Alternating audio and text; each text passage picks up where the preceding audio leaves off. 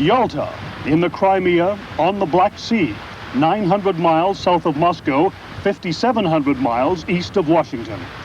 Here, 40 years ago, in the palaces of former czars, the Big Three gambled with the history of the world as each sought to shape tomorrow. There are almost as many myths about Yalta as there are realities. At the time, as wise a man as Walter Lippmann hailed it as the making of a new international order. But within weeks, it was being condemned as the ultimate Western sellout to communism.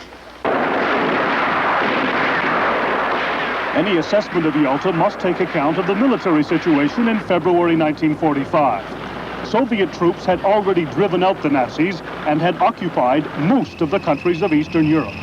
The U.S. and Britain had barely crossed the Rhine. Ending the war was the #1 thing in everybody's mind. Oh, it certainly was in my mind. As the Big Three gathered, Roosevelt and Churchill wanted to be sure that Stalin stayed in the war in Europe and to get him involved in the war against Japan. I remember Admiral King came out of the military conference. He said, well, this is going to save 2 million Americans. Among the actual agreements reached at Yalta were the following. On Germany, they discussed dismemberment and reparations. They ratified zones of occupation and agreed to create a zone for the French. On Poland, Soviet troops had already occupied Poland and established a puppet regime.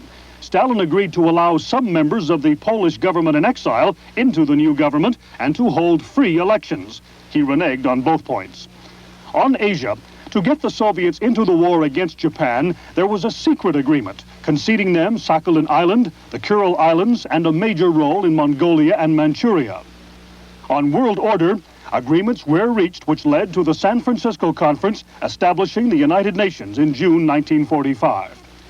The most prevalent myth about Yalta is that it was here that the West gave away Eastern Europe to the Soviet Union. Lord Gladwin was at Yalta as an aide to Churchill.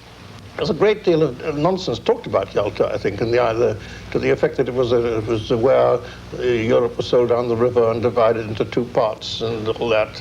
It was divided into two parts because Hitler declared war and the Russians defeated Hitler. One of Stalin's interpreters has come to Yalta to offer what would be the official Soviet view of the conference.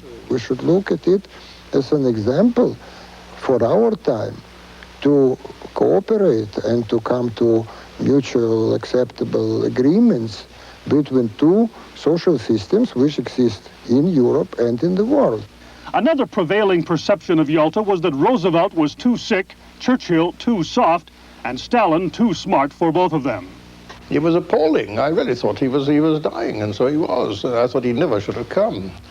Was Stalin, therefore, the central character of Yalta?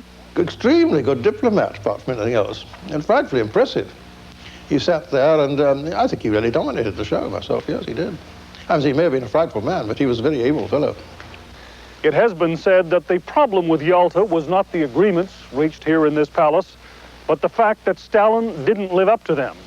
In any event, it was here that the Big Three planned the end of World War II, planted the seeds for the Cold War, and shaped our future. Barrie Dunsmore, ABC News, Yalta.